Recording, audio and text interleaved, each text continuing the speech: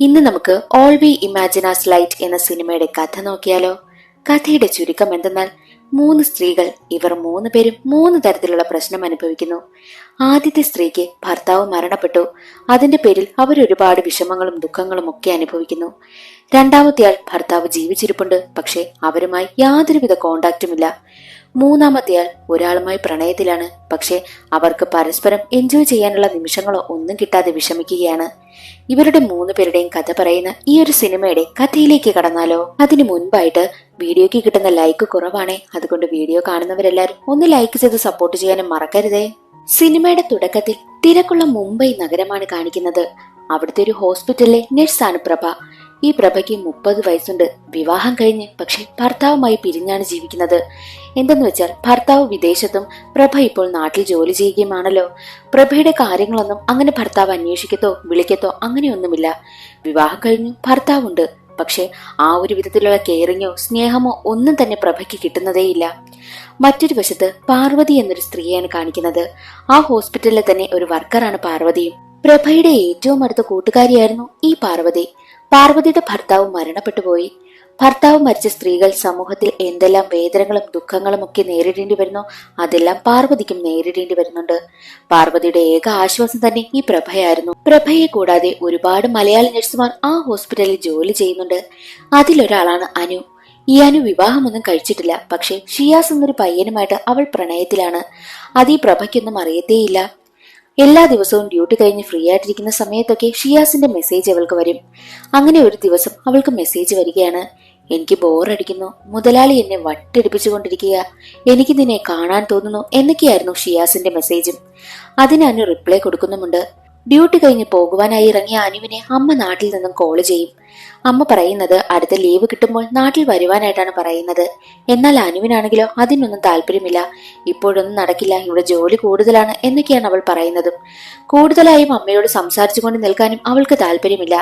അവൾ അമ്മയോട് പറയുന്നത് ഓപ്പറേഷൻ ഉണ്ട്, ഞാൻ അതിന് കയറാൻ പോകുന്നുവെന്നായിരുന്നു. പക്ഷെ അതൊരു കള്ളമാണ്. അന്നേ ദിവസം ഡ്യൂട്ടി കഴിഞ്ഞ് പോകാനായി ഇറങ്ങിയ അനു പ്രഭയുടെ അടുത്തെത്തിയിട്ട്, ചേച്ചി ഞാൻ ഇന്നത്തെ നേരത്തെ പോവുകയാണ്, കുറച്ച് കാര്യങ്ങളുണ്ടെന്ന് പറയും.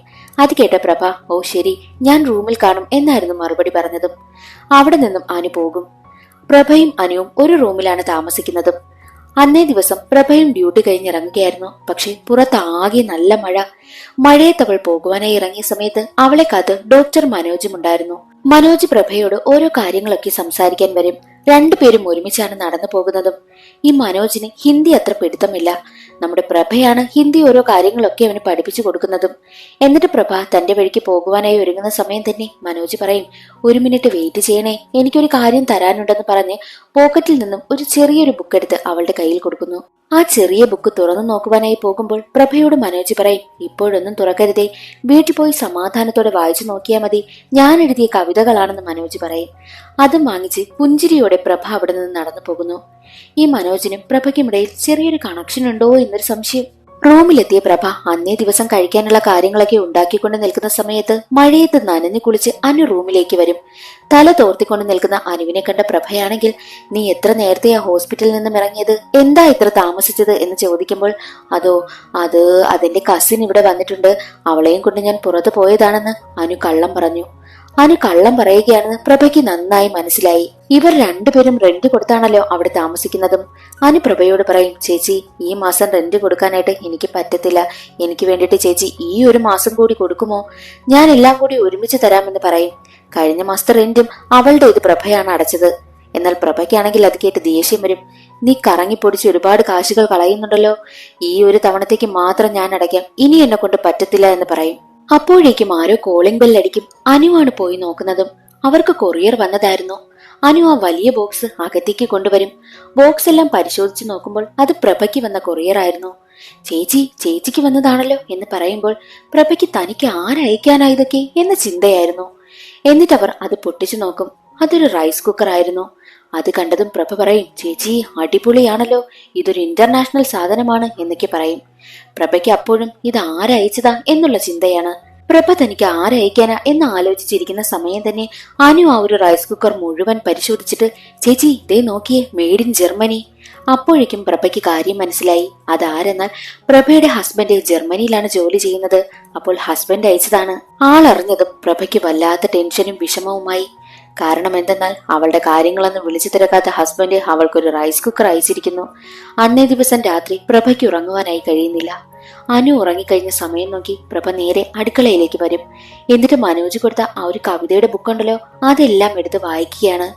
ആ ഒരു കവിത വായിക്കുന്ന സമയത്തെ മനസ്സിലാകാം ഈ മനോജിന് പ്രഭയോട് നല്ല താല്പര്യമുണ്ട് എന്നുള്ള കാര്യം. അടുത്ത ദിവസം ജോലിക്കെത്തിയ അനു ഷിയാസിന് മെസ്സേജ് അയക്കുകയായിരുന്നു. ഇന്നലെ കണ്ട അതേ സമയത്ത് നമുക്ക് ഇന്ന് കാണാമെന്നായിരുന്നു ഷിയാസിന്റെ മെസ്സേജ്. അതിനു ചിരിച്ചുകൊണ്ട് ഓക്കെ പറയുകയും ചെയ്യും. എന്നാൽ മറ്റൊരു വശത്ത് പ്രഭയ്ക്ക് അടുത്തെത്തുകയാണ് ഒരു സിസ്റ്റർ. എന്നിട്ട് പറയും, സിസ്റ്ററെ, സിസ്റ്ററിന്റെ റൂംമേറ്റിന് ഈയിടെയായിട്ട് കുറച്ച് മാറ്റങ്ങളുണ്ടല്ലോ. സിസ്റ്റർ ശ്രദ്ധിച്ചായിരുന്നോ? അവളെ ഒരു പയ്യനുമായി അടുപ്പത്തിലാ. ആള് മുസ്ലിമാണ്. അത് കേട്ട പ്രഭ പറയും, അയ്യോ, അവൾക്ക് അങ്ങനെയുള്ള പ്രശ്നങ്ങളൊന്നുമില്ല. എന്നാൽ ആ സിസ്റ്റർ പറയുന്നത്, ഇവിടെയുള്ള എല്ലാവരും ഓരോന്നൊക്കെ പറയുന്നുണ്ട്, ഞങ്ങൾക്കൊന്നും യാതൊരുവിധ പ്രശ്നവുമില്ല കേട്ടോ. പിന്നെ ഇത് പറഞ്ഞത് സിസ്റ്ററിന്റെ റൂംമേറ്റ് ആയതുകൊണ്ടാ, അവളെ കുറിച്ചൊന്ന് ശ്രദ്ധിക്കണമേ എന്ന് പറഞ്ഞിട്ട് പോകുന്നു. പ്രഭ അതിനെ പറ്റിയൊക്കെ ആലോചിക്കും. ആ ഹോസ്പിറ്റലിൽ നഴ്സിംഗ് പഠിക്കാൻ വരുന്ന കുട്ടികൾക്കൊക്കെ ക്ലാസ് എടുത്തു കൊടുക്കുന്നത് പ്രഭയാണ്. അന്നേ ദിവസം ഡ്യൂട്ടി കഴിഞ്ഞ് അനു നേരെ പോയത് ഷിയാസിനെ കാണുവാനായിട്ടാണ്. രണ്ടുപേരും അവിടെയൊക്കെ കറങ്ങി നടക്കും. എന്നിട്ട് അവർ രണ്ടുപേരും ആളില്ലാത്ത വണ്ടിയൊക്കെ പാർക്ക് ചെയ്യുന്ന സ്ഥലത്തേക്ക് വരും. അവിടെ വെച്ച് രണ്ടുപേരും കിസ് ചെയ്യുകയും ഒക്കെ ചെയ്യുന്നു. അതിനുശേഷം അനു നേരെ റൂമിലേക്കും എത്തും. റൂമിലെത്തി അനു കിടന്നുറങ്ങും. പുറത്ത് നല്ല മഴയായിരുന്നു. എന്നാൽ മഴ പെയ്ത് അകത്തൊക്കെ വെള്ളം കയറുന്നതിനാൽ പ്രഭ അതെല്ലാം വൃത്തിയാക്കും. അതേസമയം അവൾ ആ റൈസ് കുക്കർ കാണും. തന്റെ ഭർത്താവിനെ ഓർത്ത് ആ റൈസ് കുക്കറിനെ അവൾ കെട്ടിപ്പിടിക്കും. അടുത്ത ദിവസം തന്റെ ഏറ്റവും അടുത്ത കൂട്ടുകാരിയായ പാർവതിയോട് റൈസ് കുക്കറിന്റെ കാര്യമൊക്കെ പറയും. നിന്നെ ഭർത്താവ് വിളിച്ചിട്ട് എത്ര കാലമായി എന്ന് ചോദിക്കുമ്പോൾ ഏകദേശം 1 വർഷത്തിൽ കൂടുതലായി എന്ന് പ്രഭ പറയും. എന്നാൽ ഭർത്താവിനെ ഒന്ന് വിളിച്ചു നോക്കുവാനായിട്ടായിരുന്നു പാർവതി പറഞ്ഞതും. അങ്ങനെ പ്രഭ തന്റെ ഭർത്താവിനെ വിളിച്ചു നോക്കും. പക്ഷേ വിളിച്ചിട്ട് കിട്ടുന്നതേയില്ല. പ്രഭയ്ക്ക് ആകെ സങ്കടം. എല്ലാ ദിവസവും അനു ഷിയാസിനൊപ്പം കറങ്ങാൻ പോയിട്ടാണ് റൂമിലേക്ക് എത്തുന്നതും. ഒരിക്കൽ അനു തന്റെ വീട്ടിലുള്ളവർ അവൾക്ക് വേണ്ടി മറ്റു വിവാഹമൊക്കെ ആലോചിക്കുന്നു എന്ന് പറഞ്ഞ് അയച്ചു കൊടുത്ത ഫോട്ടോ എല്ലാം ഷിയാസിന് കാണിക്കും. രണ്ടുപേരും അതൊക്കെ നോക്കി കളിയാക്കി ചിരിച്ചുകൊണ്ടേയിരിക്കും. എന്നിട്ടവർ വീണ്ടും ഓരോ സ്ഥലങ്ങളിലൊക്കെ പോയി കിസ് ചെയ്യും. പബ്ലിക്കായിട്ടുള്ള സ്ഥലങ്ങളിൽ വെച്ചാണ് അവരിതൊക്കെ ചെയ്യാറ്. പ്രഭയും അനുവും ഒരു പെൺപൂച്ചയെ വളർത്തുന്നുണ്ട്. ഈ പെൺപൂച്ച ഇപ്പോൾ പ്രഗ്നന്റ് ആണ്. അപ്പോൾ പെൺപൂച്ചയ്ക്ക് എത്ര കുട്ടികളുണ്ടെന്ന് അറിയാനുള്ള ആഗ്രഹം കാരണം അനു ആ പൂച്ചയെ ഹോസ്പിറ്റലിലേക്ക് കൊണ്ടുവരും. മനോജ് ഡോക്ടറാണ് സ്കാൻ ചെയ്ത് നോക്കിയതും 4 കുട്ടികളുണ്ടെന്ന് പറയും. അത് കേട്ടതും അനുവിന് ഒരുപാട് സന്തോഷമായി. എന്നാൽ ഈ മനോജിന് പൂച്ചയെ നല്ല പേടിയായിരുന്നു. സാറെ പേടിക്കണ്ട, ഇതൊന്നും ചെയ്യില്ല എന്ന് പറഞ്ഞ് അനു മനോജിന്റെ കൈയെടുത്ത് പൂച്ചയുടെ ദേഹത്തൊക്കെ വെക്കും. എന്നാൽ അതൊന്നും നമ്മുടെ പ്രഭയ്ക്ക് ഒട്ടും ഇഷ്ടമാകുന്നതേയില്ല. അവൾ ദേഷ്യം വന്ന് കാര്യം കഴിഞ്ഞില്ലേ, പൂച്ചയും കൊണ്ട് പോകുവാനായി അനുവിനോട് പറഞ്ഞു. പുറത്തിറങ്ങിയ അനു, ചേച്ചി, ഞാൻ ഈ പൂച്ചയും കൊണ്ട് റൂമിലേക്ക് പൊയ്ക്കോട്ടെ എന്ന് ചോദിക്കുമ്പോൾ, നീ എന്താ അവിടെ കാണിച്ചത്? നീ എന്തിനാ മനോജ് ഡോക്ടറിനോട് കൊഞ്ചി കുഴയുന്നത്? നിന്റെ ആ സ്വഭാവമൊന്നും ഇവിടെ നടക്കത്തില്ല. ഇവിടെ ഉള്ളവരൊക്കെ നിന്നെക്കുറിച്ച് എന്തൊക്കെയാ പറയുന്നതെന്ന് നിനക്കറിയാമോ എന്നൊക്കെ പറഞ്ഞ് ആ പൂച്ചയും വാങ്ങി പ്രഭ അവിടെ നിന്ന് പോകും. അനുവിനത് വല്ലാതെ വിഷമമായി. ആ കാര്യം അവൾ ഷിയാസിനോട് പറഞ്ഞു. അവളുടെ മൈൻഡ് മാറി നിൽക്കുകയാണെന്ന് ഷിയാസിന് അറിയാമായിരുന്നു. ഷിയാസ് പറയും, നിന്റെ മൂഡ് നേരെയാക്കാൻ ഞാനൊരു കാര്യം പറയട്ടെ. നിന്റെ കയ്യിൽ പർദ്ദയുണ്ടോ? നാളെ എന്റെ വീട്ടിലെ അങ്കിളും ആന്റിയും കാണില്ലെന്ന് ഷിയാസ് പറയും. ഷിയാസിന്റെ ഉദ്ദേശം പർദ്ദയും ഇട്ട് അനുവിനെ തന്റെ വീട്ടിലേക്ക് കൊണ്ടുപോയി കാര്യങ്ങളൊക്കെ നടത്താം. നാളെ എന്റെ വീട്ടിലെ അങ്കിളും ആന്റിയും കാണില്ല എന്ന് പറയും. അവന്റെ ഉദ്ദേശം എന്തെന്നാൽ അനുവിനെ പർദ്ദയും ധരിപ്പിച്ച് തന്റെ വീട്ടിലേക്ക് കൊണ്ടുപോയി രണ്ടുപേരുടെയും ആഗ്രഹം നിറവേറ്റാമെന്നായിരുന്നു. അതിന് ചിരിച്ചുകൊണ്ട് അനു സമ്മതിക്കുകയും ചെയ്തു. അതിനുശേഷം അനു നേരെ റൂമിലേക്കും എത്തും. ഡ്രസ്സ് മാറിക്കൊണ്ടിരിക്കുന്ന അനുവിനടുത്തേക്ക് എത്തിയ പ്രഭയാണെങ്കിൽ, അനു, ഞാൻ നിന്നോട് ഇന്ന് അങ്ങനെ പറഞ്ഞതിനൊക്കെ നീ ഒന്ന് ക്ഷമിക്കണേ. അന്നേരത്തെ എന്റെ ഒരു മൈൻഡ് അങ്ങനെ ആയിപ്പോയി, അതാ ഞാൻ അങ്ങനെ പറഞ്ഞതെന്ന് പ്രഭ പറയും. അനു അതെല്ലാം മിണ്ടാതെ നിന്ന് കേട്ടോണ്ട് നിൽക്കുകയാണ് ചെയ്തത്. പ്രഭ കരയുമെന്നായപ്പോൾ അനു അവളോട് ക്ഷമിക്കുവാനായും തീരുമാനിച്ചു. അന്ന് രാത്രി രണ്ടാളും ഉറങ്ങുവാനായി കിടക്കുകയായിരുന്നു. പ്രഭ തന്റെ വീട്ടുകാരുടെ നിർബന്ധത്തിന് വഴങ്ങിയാണ് വിവാഹത്തിന് തയ്യാറായതും. അക്കാര്യമൊക്കെ അവർ സംസാരിച്ചുകൊണ്ട് കിടക്കുകയായിരുന്നു. ചേച്ചി, ചേച്ചിയുടെ ഹസ്ബൻഡിനെ വിവാഹത്തിന് മുൻപ് കണ്ടിട്ടുണ്ടോ എന്ന് അനു ചോദിക്കും. പ്രഭ പറയും, ഇല്ല. ഒരിക്കൽ എന്റെ അച്ഛൻ വീട്ടിലേക്ക് വരുവാനായി പറഞ്ഞു. ഞാൻ വീട്ടിലേക്ക് ചെന്നതും അവിടെ എല്ലാവരും വിവാഹം ഉറപ്പിച്ചു വെച്ചിരുന്നു. വിവാഹം കഴിഞ്ഞതിന് ശേഷം കുറച്ചു നാളാണ് അദ്ദേഹം എന്നോടൊപ്പം ഉണ്ടായിരുന്നത്. അദ്ദേഹം അങ്ങ് ജർമ്മനിയിലേക്ക് പോയി. എന്നാൽ ആദ്യ സമയത്തൊക്കെ ഒരുപാട് തവണ എന്നെ വിളിക്കുമായിരുന്നു. പിന്നീട് ആ സംസാരമൊക്കെ കുറഞ്ഞു വന്നു. ചിലപ്പോൾ എന്നോടൊപ്പം ഒന്നും സംസാരിക്കുവാനായി കാണില്ലായിരിക്കും. പിന്നീട് വിളിക്കാതെയുമായെന്ന് പ്രഭ പറയും. പ്രഭയ്ക്കതിൽ നല്ല വിഷമമുണ്ട്. ഒരിക്കൽ പ്രഭയെ കാണാനായിട്ട് ഡോക്ടർ മനോജ് എത്തുകയാണ്. രണ്ടാളും മാറി നിന്ന് സംസാരിക്കുന്ന സമയം മനോജ് പറയും, എന്റെ കോൺട്രാക്ട് കഴിഞ്ഞു, ഞാൻ ഇവിടുന്ന് പോകാറായി. ഞാൻ ഇനിയും പുതുക്കാനായിട്ട് തീരുമാനിക്കുന്നില്ല, കാരണം എനിക്ക് ഹിന്ദി അറിയത്തില്ല എന്നൊക്കെ പറയുമ്പോൾ പ്രഭ ചോദിക്കും, ഹിന്ദി ഭാഷ സിമ്പിൾ അല്ലേ, അത് വിചാരിച്ച് ഡോക്ടർ ഇവിടുന്ന് പോകണോ എന്നൊക്കെ ചോദിക്കുമ്പോൾ മനോജ് പറയും, ഞാൻ ഒരു കാര്യം ചോദിച്ചോട്ടെ, ഞാൻ ഇവിടെ നിൽക്കുന്നത് കൊണ്ട് എന്തെങ്കിലും കാര്യമുണ്ടോ എന്ന് ചോദിക്കുമ്പോൾ അതിന് പ്രഭ മറുപടി പറയില്ല. മനോജ് എന്താണ് ഉദ്ദേശിച്ചതെന്ന് പ്രഭയ്ക്ക് നന്നായിട്ട് മനസ്സിലായി. പ്രഭ ഒന്നും മിണ്ടാതെ അവിടെ നിന്നും എഴുന്നേറ്റ് പോകും. ഷിയാസ് പറഞ്ഞ ദിവസം ഷിയാസിനെ കാണുവാനായിട്ട് പർദ്ദയൊക്കെ വാങ്ങി ധരിച്ച് അനു പോവുകയായിരുന്നു. എന്നാൽ പകുതി വഴിയിൽ വെച്ച് ഷിയാസിന്റെ മെസ്സേജ് വരും, ഇന്ന് വീട്ടിലെല്ലാവരും ഉണ്ട്, മാരേജ് ക്യാൻസലായി, ഇന്നതുകൊണ്ട് നടക്കില്ല, എന്നോട് പിണങ്ങല്ലേ എന്നൊക്കെയായിരുന്നു ആ മെസ്സേജ്. അത് കണ്ടതും അനുവിന് ദേഷ്യം വരും. അനു ആ പർദ്ദയൊക്കെ ഊരി മാറ്റിയിട്ട് ദേഷ്യപ്പെട്ട് റൂമിലേക്ക് വരികയും ചെയ്തു. അങ്ങനെ ഇരിക്കെ ഒരു ദിവസം അനുവും പ്രഭയും പാർവതിയും എല്ലാം ചേർന്ന് പാർവതിയുടെ നാട്ടിലേക്ക് പോകും. കടൽക്കരയിലായിരുന്നു പാർവതിയുടെ വീട്. അവിടെ അവർ നന്നായിട്ട് എൻജോയ് ചെയ്യും. എന്നാൽ ഈ അനു ആണെങ്കിൽ ഷിയാസിനെയും കൂടി അവിടെ വിളിച്ചു വരുത്തിയിരുന്നു. ഷിയാസും അവിടെ വരും. പ്രഭയും പാർവതിയും ഒക്കെ കടലിൽ കളിച്ചുകൊണ്ട് നിൽക്കുന്ന സമയത്ത് വീട്ടിലേക്ക് പോകുന്നെന്ന് കള്ളം പറഞ്ഞ് അനു നേരെ പോയത് ഷിയാസിനെ കാണുവാനായിട്ടായിരുന്നു. രണ്ടുപേരും ഒരു കാടിനിടയിൽ നിന്ന് കിസ് ചെയ്യുന്നതൊക്കെ പ്രഭ കാണും. ഹോസ്പിറ്റലിലുള്ളവരെല്ലാം പറഞ്ഞത് സത്യമാണെന്ന കാര്യം പ്രഭയ്ക്ക് മനസ്സിലായി. എന്നാൽ അന്നേ ദിവസം തന്നെ എല്ലാവരും ഉറങ്ങാൻ കിടന്ന സമയത്ത് അനു ആരും അറിയാതെ ബാഗുമെടുത്ത് ഷിയാസിനടുത്തേക്ക് പോകും. രണ്ടുപേരും കടലിന് തീരത്തുള്ള ഒരു ഗുഹയ്ക്കകത്തേക്കാണ് കയറിയത്. എന്നിട്ട് പ്രഭ പറയും, വീട്ടിൽ എനിക്ക് കല്യാണം ആലോചിക്കുന്നുണ്ട്, പക്ഷെ നിന്റെ കാര്യം പറയുവാനായിട്ട് എനിക്ക് പേടിയാണ്. എന്ത് പ്രശ്നമാണ് ഉണ്ടാകുന്നതെന്ന് എനിക്കറിയത്തില്ല. വീട്ടിലുള്ളവരെല്ലാവരും അറിഞ്ഞാൽ പിന്നെ എനിക്ക് നിന്നെ കാണാൻ പോലും പറ്റത്തില്ല. എന്നെ എന്താ എന്റെ വീട്ടുകാർ മനസ്സിലാക്കാത്തത് എന്നൊക്കെ അവൾ പറയുമ്പോൾ ഷിയാസ് പറയും, എനിക്കും അത് തന്നെയാ പേടി. വീട്ടിലുള്ളവരൊക്കെ അറിഞ്ഞാൽ എന്താകുമെന്ന് എനിക്കറിയത്തില്ല. നമ്മൾ ഈ ചെയ്യുന്നത് തെറ്റാണോ എന്നൊക്കെ എന്റെ മനസ്സ് പറയുന്നു എന്നുള്ള കാര്യമൊക്കെ അവൻ പറയും. രണ്ടുപേരും സങ്കടപ്പെട്ടിരിക്കുകയാണ്. പിന്നീട് അവിടെ വെച്ച് രണ്ടാളും ഫിസിക്കൽ റിലേഷനിലും ഏർപ്പെടും. എന്നാൽ മറ്റൊരു വശത്ത് കടൽക്കരയിൽ ഇരിക്കുകയായിരുന്നു പ്രഭ. നാട്ടുകാരെല്ലാവരും കൂടി കടലിൽ നിന്നും ഒരാളെ പൊക്കിയെടുത്ത് കൊണ്ടുവരുന്നത് പ്രഭ കാണും. പ്രഭ നഴ്സല്ലേ എന്തെന്നറിയാൻ വേണ്ടിയിട്ട് അവൾ അങ്ങോട്ട് ചെല്ലും. എന്നിട്ട് അയാളെ രക്ഷപ്പെടുത്തുകയും ചെയ്യുന്നു. അയാളെ നേരെ ആ കടൽക്കരയിലുള്ള ഒരു വീട്ടിലേക്കാണ് കൊണ്ടുവന്നത്. അയാളുടെ കാര്യമെല്ലാം പിന്നീട് നോക്കിയത് പ്രഭയായിരുന്നു. അയാൾക്ക് ബോധം വന്നപ്പോൾ അയാൾ ചോദിക്കും, ഈ നാട്ടുകാരൊക്കെ എന്താ പറഞ്ഞത്? അപ്പോൾ പ്രഭ പറയും, നിങ്ങൾ എന്റെ ഭർത്താവാണെന്നാ പറയുന്നത്. അയാൾ ചോദിക്കും, യഥാർത്ഥത്തിലാണോ? അപ്പോൾ പ്രഭ പറയും, അല്ല.